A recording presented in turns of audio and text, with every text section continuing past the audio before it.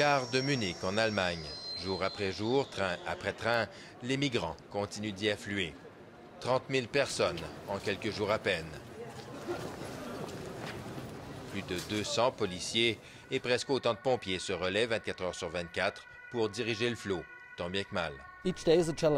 Chaque jour est un défi.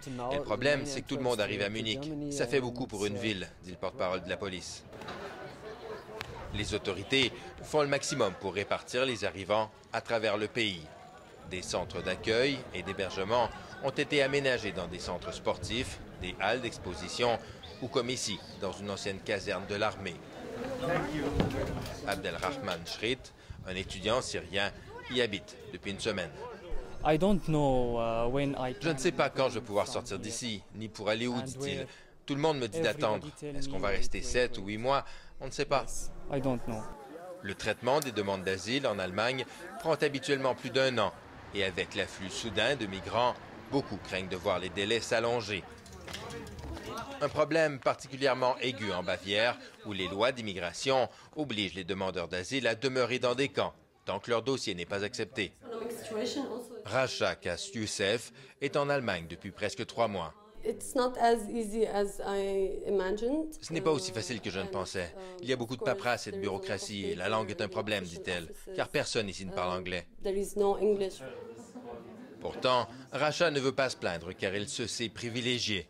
En tant que Syrienne, déjà reconnue comme réfugiée par l'ONU, son dossier va être traité de façon prioritaire. Une situation exceptionnelle chez les demandeurs d'asile. Il y a des gens coincés dans des camps depuis 5 ans, sans pouvoir travailler ni même pouvoir suivre des vrais cours d'allemand, dit-elle.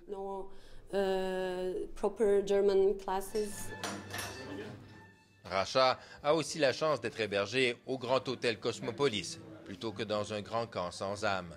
Cette petite auberge communautaire, qui accueille une 60aine de demandeurs d'asile, est unique en Allemagne. L'objectif de son fondateur, faire tomber les murs entre les communautés et faciliter l'intégration des réfugiés. Quand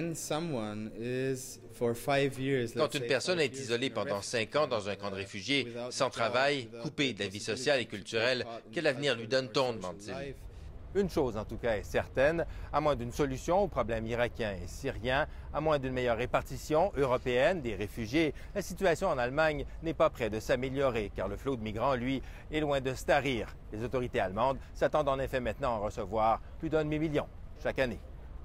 Ici Jean-François Bélanger, Radio-Canada, Munich.